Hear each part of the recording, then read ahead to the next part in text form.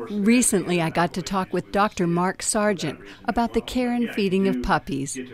Dr. Mark let me hold this adorable basset hound, and when the interview was over, I didn't want to let her go. So are you a dog person or a cat person personally? Not dog. I like dogs. Dogs. Probably better, and it's interesting because my wife, Gail, she really loves cats. But when we sit down at the sofa in the evening, the cat comes to me, which frustrates her. Sure. You know, because the cat likes me. And does the dog go to her?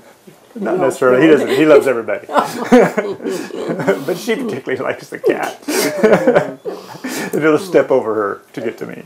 So when, I know this from being a mom and having animals, that the children want, oh please, a puppy for Christmas. Right. Or a kitty. Sure. And then they get it and they Yeah. promise, I promise I'll feed it and take care of it and clean up after it, and then Right. they don't.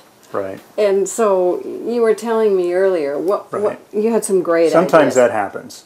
Sometimes that happens, and certainly what's important with this, I think, is that the parent realize that they're going to have to they're going to be the ones really ultimately responsible for the care of the new pet, because the child may or may not be able to fulfill their promise to you to do the feeding and the watering and all of that. You're going to certainly have to supervise it, make sure it happens, maybe set up a program where the kids, you know, maybe even mark it off that I did it today. I fed, I watered, I did whatever, cleaned the dog yard or whatever.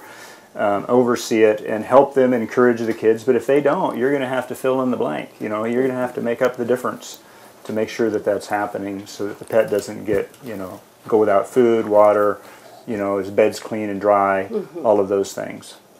So, but it's a great learning opportunity and experience, and builds wonderful memories for the kids to be able to have a pet, something that's theirs oftentimes, that they grew up with. Do you think it's a good idea with dogs to train them to have a kennel that they sleep in?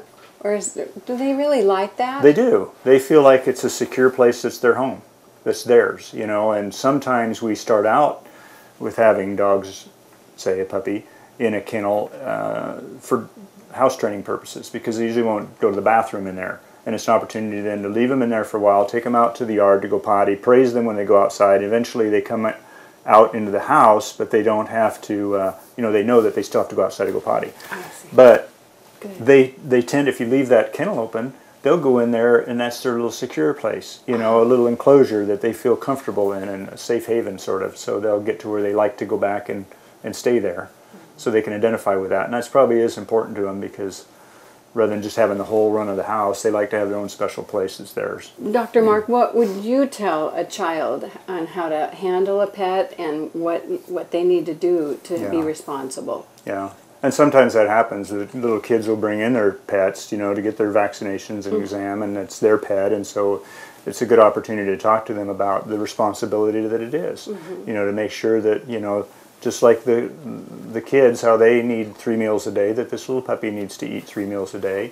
Also needs water and care, and also love. You know, they need to be, you know, attention spent with them every day, and they need your care and your love to them, and also that they handle them properly. They're not, some little kids, you know, they're used to a little toy, you know, that they might drop or throw, and this is not a toy. No. You know, this is a living little animal, little creature that needs loved and handled properly, and so we don't want to be dropping it.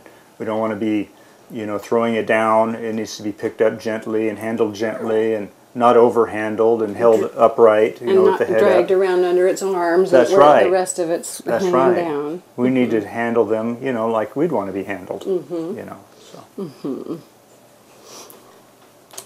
Do you think this is... She acts like she's been tranquilized. She hasn't. She's just real comfortable with you. She's just a basset hound.